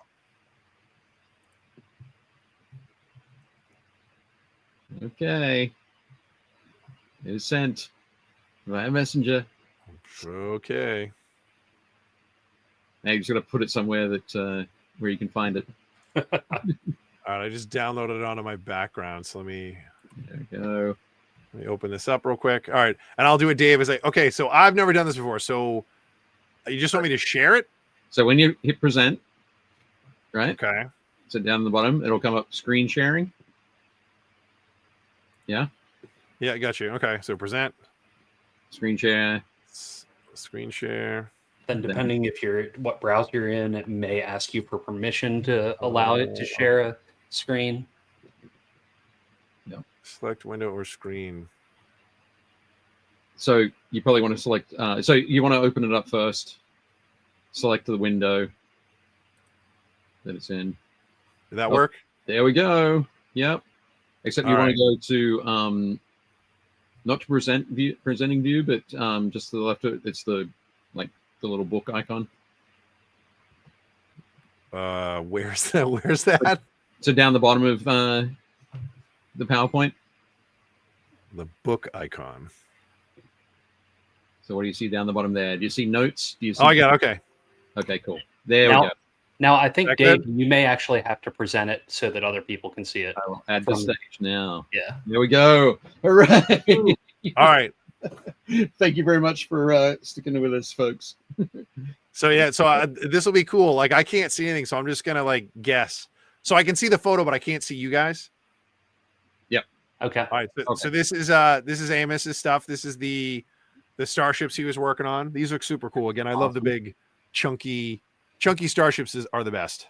Yep. Yeah, He also said he's been working on the asteroid terrain. Nice. I'm assuming that's pink foam covered in like gravel and sprayed. I think so. Yeah. That's the way to do it. That's old school. That's, Nice. Yeah, definitely classic Yeah, those are great. asteroids. But yeah, looking really nice sitting there, Amos. Very cool. Excellent. All right. So Next up, some more terrain. Cool. Cal's got some of his Sprugu mushrooms. Yep. Nice. So we've got these two, and then the next page is a little bit more frightening. Yikes. Yeah. Yep. So Cal, I don't want to play with you. This is gross. I feel like those are those like plaster cast of somebody's side. no, I really hope not. No, Cal was saying that they're made from sprugu, which is It's just melted down plastic, like it's like the leftover sprues. yeah. Oh, plastic wow. sprues that you put into like. It's a harsh chemical that starts to melt it, and then you Yeah, can, of course. like, Yeah. granular slurry. It's great to just breathe over it and like. Yeah, suck you it all definitely up, should right? be you should definitely wearing a respirator, like when you're doing it. Yep. Yep. Those look awesome. But fantastic. I've just yesterday I watched the Gorge. I don't know if you've seen the Gorge yet. Not yet. So it's a new I guess sci-fi. Yep. Maybe pick on Apple TV. I think it's on Apple TV with Anya Taylor-Joy and Miles Teller. But it's a good movie. Bit of a monster flick. But that photo that is on screen now is very definitely reminding me of it. Awesome. Well, now I don't know that I want to watch it, Dave. That's fair. That's fair. But they look creepy, Cal. Good work. Yeah, I mean, if that's what you're going for, you nailed it. Yeah. Yeah. This is some of Chris's work. Chris has done an awesome job. All right, Dave, do you know who these two are? I do not. All right, so the girl on the left. Straight up do not know who they are. I'll tell you, Brian, do you know who these are? I know Psylocke. Yeah, so that's Psylocke on the left. Okay. And- That's Betsy Braddock. That is Brian Braddock, who is Captain Britain's sister. Ah, okay. Yep. It's been a long. Was she in the old Excalibur comics in like the 90s? She was, and then she gets like reprogrammed as like a ninja assassin, and that's Okay. when she looks like this for a long time. And then recently, she's gone back to being like classic Betsy Braddock. Okay. And then on the right, that's Ilyana Rasputin, which is Colossus's little sister, Magic. Okay. Yes. Okay. She's also known as the Dark Child. That's her like demon blade, or that's her soul blade. It's literally a weapon that is constructed out of her soul. Okay. Very That nice. very cool job with the model though. So Yeah. she's like coming out of one of her like portals, and then Awesome. she has her sword. Nice. Very cool so model. so Psylocke on the left there. Was that character in Apocalypse? Yes, X-Men she's Apocalypse? played by Olivia Munn in that. Yep. Right. Mhm. Okay. Cool. Excellent. Very cool model though. Yeah. Okay. Next up, And then he's got. Do you know who this is? is this January Jones? Yeah, it is January Jones. Yes, it's she's Emma Frost. Emma Frost. Right. Yeah. Both. January Jones is the actress. Yes, Okay, cool. that'd be great if like you're like, oh, who did you paint? He painted Olivia Munn and January Jones. Jones. Fantastic. Well, wait. There's some more. So the idea is that that's her on the left. When she's in her human form, she's kind of like Jean Grey. She's like a psyker, and she can do all kinds of like mental stuff. And then her secondary ability is she can turn herself into a diamond form, in which she's unbreakable, and you also can't interact with her psychically. Okay. Nice. All right, who's this? I'm gonna guess like this is more really the James McAvoy version. Sure, okay. Professor X. It's really more the Patrick Stewart version, but yeah. I don't know. Like it's James McAvoy without the hair. It's like if the two of them had a baby. Sure. And Michael Fassbender, Magneto. From now on, I'm just gonna have Dave tell me who the superheroes are by tell me the actor who plays them, not the superhero name. Wait till the next one. It's gonna be great. Oh God! All right. Yeah, these are. By the way, Chris, these are great. Like we're just kind of glossing over the fact that Chris is a phenomenal painter and he's done an amazing job. Dave and I are more just laughing at the fact that Dave has to name superheroes by who plays them in movies. Pretty much. Yep. But they like the levels that he got like in that purple. Yeah. Like Really the tonality that he got and all the musculature on the red suit, like So good. I mean, we talked before about like how I've said before, like purple is like for me, it's one of the toughest colors. Primarily when I'm working across an army, keeping things consistent. Obviously, single miniature not as difficult, but I think Chris has done an awesome job there. Yeah, putting that pop of magenta into the purple. Chris, if I end up picking this setup, I might send you my Magneto. I want him done in the new white paint scheme where he's basically all white with like black. He has like black stripes. Okay. He looks sick. So he's like a zebra. It's just like the stripes on his boots. Yeah. And the trim on his helmet. Everything else is just his suit's just white. Nice. That's cool. But it's crazy because you're like, it's just white. Right. Is that the Ian McKellen version or? No, it's in the comics. Okay. Right. Technically, no, he's younger. It would still be Michael Fassbender. Right. Okay. All right. So who's this? Fantastic. Well, this is Josh Brolin. Yep. That's correct. Elliot Page. Yeah, that's correct. At the time, not Elliot Page. Yep, but Elliot Page now. But yeah, Josh Brolin. There is. I had it. It was there. It was in my head. You'll get there. Come back to me. Come back to me. Yeah, super cool models. And I think one of the coolest things about these sets is if you go back and look through them, in the very beginning, you've got Psylocke is on like the leg of a sentinel or like the foot of a sentinel that's torn off. And then Shadowcat is phasing through the arm of a sentinel. Yep. Right. And then if you have Colossus is like holding up a sentinel arm. Oh, Yep. Awesome. So there's all like if you have enough of the X-Men, you have almost like a whole destroyed sentinel. You put a whole sentinel back Fantastic. together. Yeah, basically. I really like the effect with Cable's like shield. Oh, Yep. there we go. Mhm. That like the shield that he like kind of puts up with his technology and stuff. It's a really, really cool effect. I like that too. I like Lockheed as well. Yeah, Lockheed's great. Yeah, Scott says it stays Aussie brain, as we've talked about. Yeah. If it was up to him, it would be chair baldy man, magnet man, Seriously. I'm done man. Yeah, there's like chair baldy guy. There's purple red guy. There's arm dragon girl. Well, it's go through lady. Oh, nice. Go through you, lady. That's good. Yeah. Yeah, I probably wouldn't have. That seems a little bit involved. Yeah, Chris, these are amazing. Again, like these are fantastic. There we go. Punchy bloke, flying fella. That's more like it. Good. I appreciate it. So Chris Kemming's got some AdMech that he's working on. So yeah, this is our Mechanicum. So these are the oh right, it's before they're the AdMech. This is Mechanicum. The Myrmidon Destructors. Those guys are great. Cool. They do look fantastic. Yeah, I love just that. Obviously, the pop of saturation there with the green. Yeah, it's really cool. I like it. I like the different metal tones. Like he has a very distinct like brass, and he has like a coppery bronze, and yeah, it's always hard to like mix metals and have it not look like a mess. And like Chris has done a great job of like doing that. Yeah, definitely feels like it belongs together. Yeah, very steampunky. It's sort of that thing where you're mixing like death metal and hair metal, right? Yeah, sort of. It's tough to pull off. So Dave Hummel's building some life-size 1-to-1 terrain and fixture furniture. Yep. So you've been working on the bar there. We get to see down in Dave's basement. Very nice. Cool. He's got a lot of Tom Clancy books going on. Awesome. That's quite the Star Wars collection. I think I have a lot of those. Andrew Bailey has joined us and said Chris painted up a sick Hugh Jackman recently. Hugh Jackman is actually in one of the he's in that post. I didn't grab him, but it's Hugh Jackman with the hat on. Yeah, it's I think it's the Weapon X version of Wolverine, where he's in like his like leather jacket with the cowboy hat. Yep. Yeah, that comes with it comes with like the Weapon X bunker. It's an actual really cool like terrain piece. Right. Nice.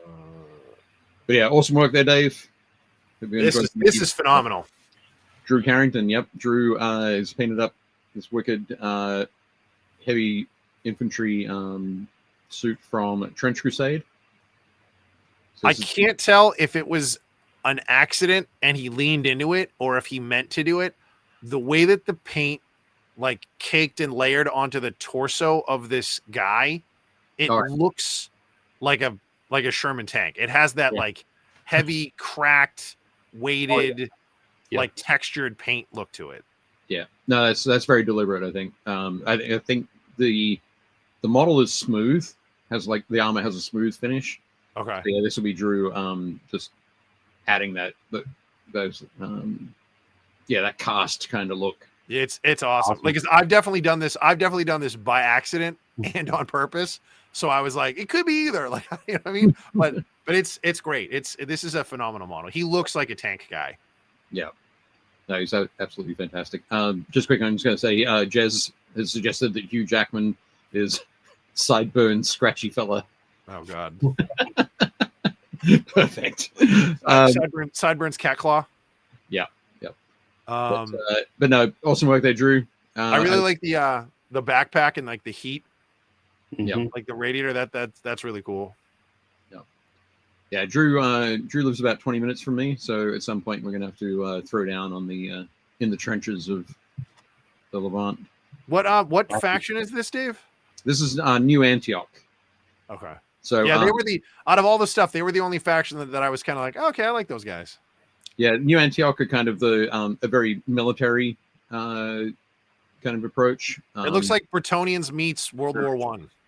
Yeah, there's a lot of that for sure. But it's the faction where the soldiers that are there are sent by the various sort of states across Europe to basically do a tour at the front, kind of thing. Nice. Which is different to the trench pilgrims, who are essentially religious zealots that whip up further in their local area and then head off on a pilgrimage to the front. Yeah, this model's awesome. But yeah, there's something about the head. Like they have that German helmet, and then like the knights like Beauvoir that's like comes right up. It's really, really cool. I just like that it's kind of sunken in, and I kind of picture going and lifting up and spinning and then dropping back down for cover. Right. Yeah. There's a guy in this, right? Yeah, there is. Okay. Yeah. Pretty cool. So But yeah, Oh, John great- Steining. Yep. Very So- nice terrain. Cool. This is for what, Waterloo? Well, I think like it, I don't know that the setup is like terrain wise as Waterloo, but I mean the pieces that he's used, I think Yeah, that's definitely the farm. Yeah, the farm that we've got on the front here. John said yes. For sure. It is for Waterloo. There we go. John, I'm loving your collection in the background. You've got like all the heresy books, and then you've got like, I see Dark Heresy in there, Rogue Trader, Death Watch. He's got like 5th edition, 6th edition, 4th edition rulebook, 3rd edition rulebook. Jake's like, screw the minis. I want to see what books. Oh, dude, I like all of it. Like it's all cool terrain. Absolutely. And you can see on the right hand side down the bottom, he's got more buildings and stuff to swap out. Like I can see he's got cottages and like manors and stuff. Yep. Yeah, this is a great setup to like be able to just chill out and grab an adult beverage out of that case and then just sit down and play some more games. Yeah. These are all for Warlord games, like Epic Battles scale gaming. That's what, 6 mil or no? It's John will let us know. I was going to throw something out, but it was probably going to be wrong. I think it might be like 13 mil. Okay. But very cool. Yep. I think the next pick is a close up. Very nice. Yeah. Somebody smashed an artillery piece and left it in the road. Yeah. I think maybe deliberately. Probably deliberately. Man, the scale to that barn, that artillery piece is huge. Yeah. Oh, the barn's small. Yeah, very tiny. Tiny. It's a hobbit barn. It's a hobbit barn. Yep. Absolutely. Very nice. There we go. 13.5 mil. Nice. Very cool. You did a great job with the painting on the. I like the shingles by breaking them up. Mm-hmm. Yep. And those slate shingles. But yeah, it looks great, John. Nice work.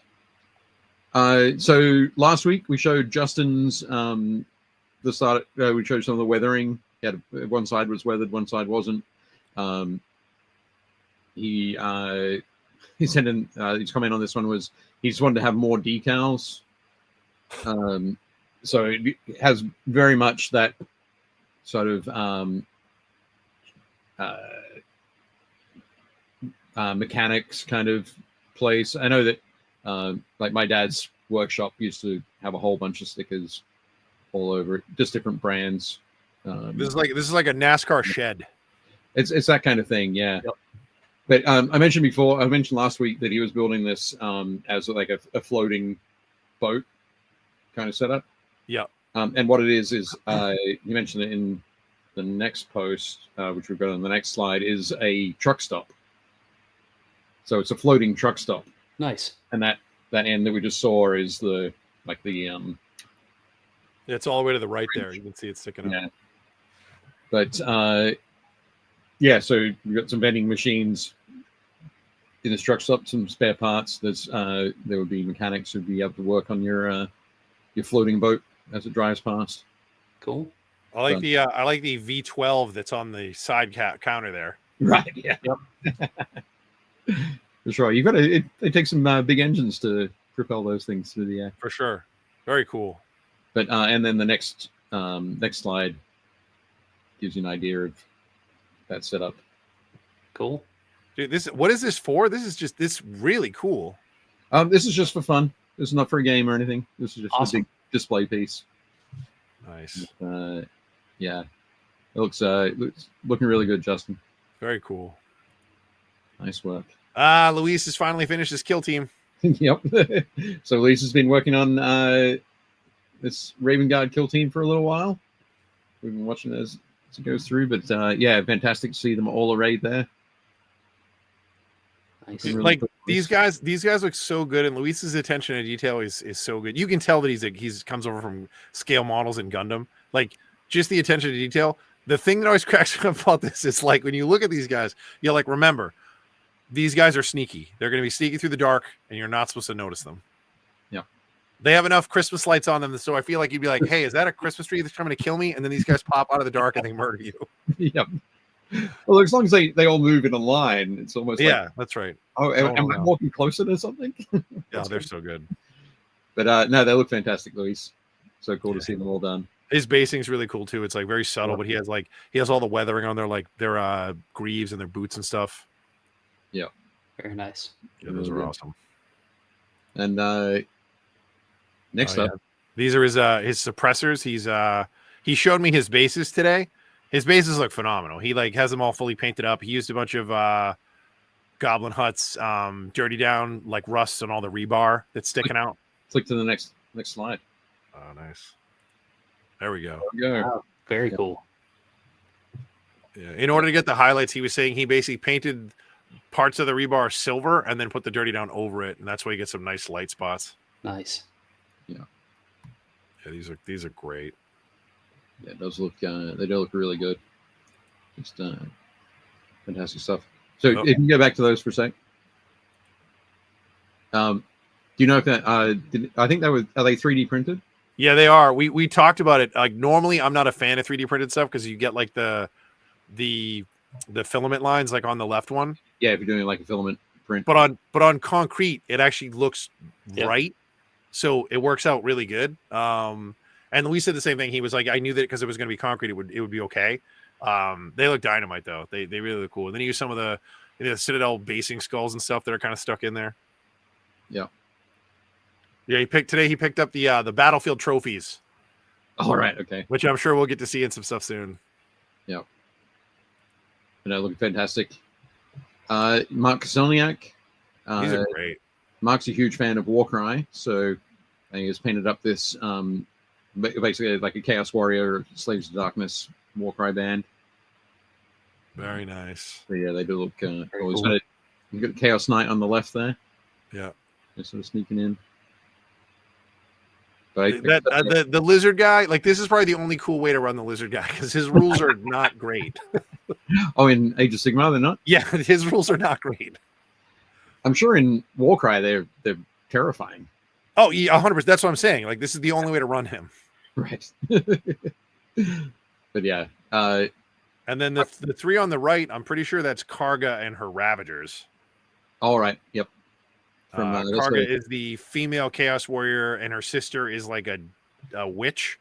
And then the two of them lead a warband, and then those are her two Chaos Warriors that she comes with. Are they from Underworlds? Yeah. Right. Okay. Very, very cool sculpts. Yeah. They look good. I picked out one of Mark's photos for like close-ups. Okay, nice. The next one. There we go. Some Reavers with some flagellant chains. Yeah. So yeah, you picked this because of the flagellant parts, Dave. Actually, I picked it because the guy on the right there has that the Chaos tattoo. Yeah. Nice.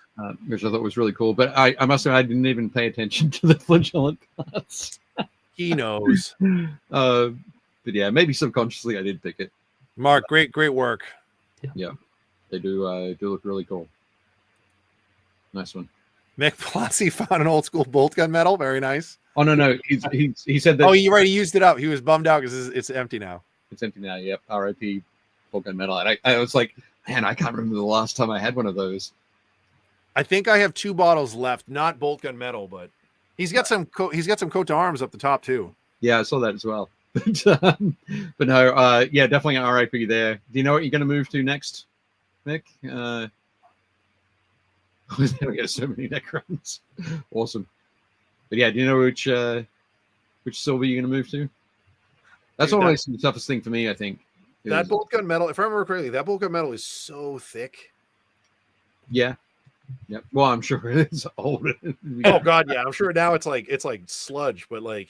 Okay, there we go. So you're gonna move to like the gunmetal from coat to arms. Okay, nice. That's fair. That makes sense. Yeah, the gunmetal's just a little darker, I think. Or it has a little more gray, a little less blue in it. Yeah. Yeah. But super cool. I think you can still order the bolt gun metal T-shirt. No, actually, you might be right. It has like the logo on it and stuff. Yep. Here we go. Scott's got some oh, sorry, just going back to bolt gun metal. Stephen says, I was using some of this recently to touch up a friend's 80s, 90s Blood Bowl big guy. Nice one. But yeah, moving on to Scott. Well, so this was my loadout. Yep.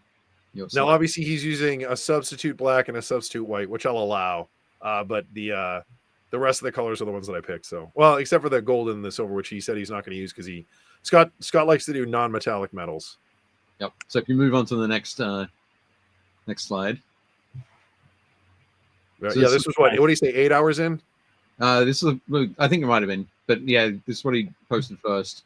He posted something just before the show, so I didn't get a chance to put that in. But we'll have a look at that next week. But he said that Jake, he is tapping out. He's not going to be able to finish it because he's having to mix everything. Everything is mixing. This was his idea. Like I know it was his idea, but your choices have left him sort of bamboozled. He didn't have to use my colors. He just could have used the ones that he likes out of the ones I picked. He didn't have to use all of them. Sean, these are awesome, by the way. These are like go back a sec. Get back to the all the paints. I was going to point out, Brian. I'm using a lot of Wicked Pink right now. Right. Yeah, that's the one that's running down the fastest on my Army Painter paints. Yeah. No, it's definitely. I was going to say, yeah, the Wicked Pink are the deepest. You're there. Yep. Yeah. Scott's challenge was Dave and I had to make a 10-color paint set, and the idea was originally I thought it was pick 10 colors that you like, and that's what Dave did. Mm-hmm. And then he clarified and said, imagine these are the only 10 paints you have with you. You have an endless supply of them, but you only have these 10 colors on a desert island or for the rest of your life. And I was like, with the 3 primaries and a black and a white, I can make every color that I need. And then I picked 3 fun ones, which are Deep Azure, Wicked Pink, and I think it's Elemental Green or Eternal Green. Yeah. And those are just colors that I won't have to mix. But if I do, they're a half step in between all the colors. So yep. And then Scott was like, see, Jake understood the assignment, and now he's bummed out that I did it. For sure. But we'll have a look at where Scott got to next week, or you can check it out on the Facebook group in the BuildPaintPlay community. But yeah. Yeah, these guys, Sean, these guys are great. Like, yeah. Like Sean, Dave said, purple's a nightmare to deal with at times, and the super chunky highlights are awesome. Yep. Yeah, I like this. The striations on the metal blade are really cool. Like in the left-hand photo, it's so close it's hard to see. In the right-hand photo, it looks so much cooler. Like you can see how punchy that looks on the table. Yeah, there's a little bit. There's a bit of yellow in the photo, like an overall sort of tint of yellow in the photo on the left. Yeah. But yeah, looking good there, Sean. Yeah, I love the Incubi are so rad. Yeah, definitely. Nice. So sorry, before we go any further, Scott had said, yeah, but it's like the 10 songs on a desert island. You picked hot cross buns and some weak stuff because you can somehow make your own music out of the whackness. Yeah, as long as I have my DJ scratching table, I will remix everything. That's fantastic. Awesome. I mean, Scott, if you want, I'll put together a set of 10 that are like my favorite colors, but yeah, do that. We'll do that for next week. All right.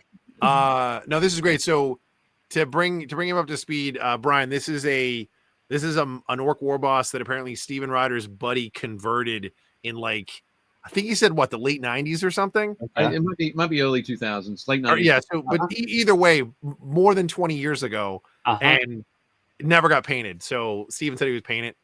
Awesome. I love the face. Yeah, I like the camera that he has like on his eye. Yeah. Well, in this one, it's still a work in progress, but yeah, the next photo, Steven showed us sort of the way that he was painting that. Awesome. Sort of the gauntlet. So he's gone through on the left there. You can see the underpainting that he's done. Yep. So again, that the grays and whites to get the tonal differences, get that texture through there. And then he's put two different washes essentially over there, 2 different mixes of washes. to get that greenish look on the top and the brownish look underneath. On the left, it's like he's wearing a cast, and then on the right, it's like he's had a cast on and he's an orc. Right. Yeah. Well, the cast turns out to be made of fungus. Yeah. Yeah. Seriously. The cast is infected. Yeah. No, great work, Steven. But yeah, looking really good. And I was raised a poor orc child, just arrived, so I just got here. You just made it in under the wire. Yeah. So yeah, that's it for the minis from our Facebook group. Thank you very much, everybody, for sticking with us while we went through our technical difficulties. Thank you, Brian, for the suggestion to punt the file off to Jake. Yeah. And get it all working. I can't believe that worked. Yeah, We did it. Well done, guys. Thanks very much. I appreciate it. I was worried that it was going to have to like, okay, well, let me shut down StreamYard. We'll come back to a new stream. This is going to be terrible. If we're going to do that again, I'm going to have to get a second monitor. So yeah, that's fair. Awesome. Very cool. Okay. Yeah. Steven says that camera you like on there is the old school targeter. It's nice. It totally looks like a camera. That's like the big lens, and then like the sight lens. You'd be like, yeah, it does. That's that orc's black box, so the mech can like track his results. Yeah. Fantastic. Yeah, oh yeah. If anybody gets a chance, please make sure you guys like and subscribe and hit the notifications. Like, do all the stuff, and then hopefully we'll see you guys next week. Like I said, I don't know what to expect next week. As long as we have like Wi-Fi, like I'll do this live. Like we'll jump in. A lot of that's kind of depend on like what the internet's like while I'm there. So what you're saying is I should prepare a backup co-host. Just in case, just in case. Like I'll we can test it out when I land on Sunday night. We can like test it. Like we'll do some tests and figure it out. We'll know early enough that you won't be like, it'll be 9 and you guys will be going live. And it's just like it's just Dave. Fantastic. Don't do that to me, dude. Don't do that. Oh, there we go. Cue Dan Osborne. Yeah, seriously, like Dan Osborne is apparently my stunt double. Like every episode I can't do, Dan does. So nice. Yeah, guys, thank you so much for joining us. We appreciate everybody being here in the chat. I think Dave and I are gonna do. Yeah, so we'll do Gamma next week, and then the week after that, on the 9th, I think Dave and I are going to be doing. Get my list. We're going to be doing Gonzo show. Oh, yes. So March 9th will be. But his show's not live, right? No, it's live. Oh, it is. Okay, all right. Yeah. So More Than Dice is the podcast. I think it's live. Maybe it's not. I thought he said it's pre-recorded. I don't know. Whatever. We're gonna be on another show. As soon as Dave and I know more, we will share it. We will share that information. But yeah, next week, Jake live from Gamma. The week after, March 4th, we're going to be talking about Adepticon's 40K gaming with Brian Carlson and Jeff Wallachs. Brian and Jeff have run the 40K friendly at Adepticon for the last bajillion years. They might have created the format, I think. But we'll get to talk to them about that, which will be super cool. Nice. As always, if anyone needs anything, you guys can message us on the Facebook page, or you can call me at the shop or message us. I'm happy to answer questions. If not, make sure you guys comment in the show once it goes live and share it wherever you need to share it. Thank you, Brian, for being here, man. It was awesome getting to talk to you and hang out. Yeah. Yeah, I think it was very cool to learn more about Sqwurmish, how it fits into Fastgrim and everything else, and knowing again another opportunity to have a nice, cool, quick, fun game with people being taken over by worms. I think it's yeah. I mean, we're getting to see that happen in real time. Like, you just got to do some creative advertising, and we can get a lot more cross traffic. That's right. Yep. Thank you guys so much again. We will see you all next week. Like I said, make sure you guys like, subscribe, hit all the bells and stuff. It just helps us out. I think that's it. Are we good to go, Dave? Don't forget, Brian's Kickstarter down in the show notes. Go click on the link. Go check it out. Yeah, and if you're listening to this live, or if you listen to this on podcast, and you can't see the link. Just go to Sqwurmish. It's Sqwurm WURMISH. Just type in Sqwurmish Kickstarter, and it'll pop up. You'll see. Yep. Or if you do Vast Grim and Kickstarter as well, either one will show it up. Yeah. So, Super thank cool. you guys. No worries. Thank you guys so much. We will see you next week. Hopefully, fingers crossed. And as always, do not forget to. You'll see me at least. Yeah, you'll see Dave. Anyways, thank you guys so much. And don't forget to build, paint, play.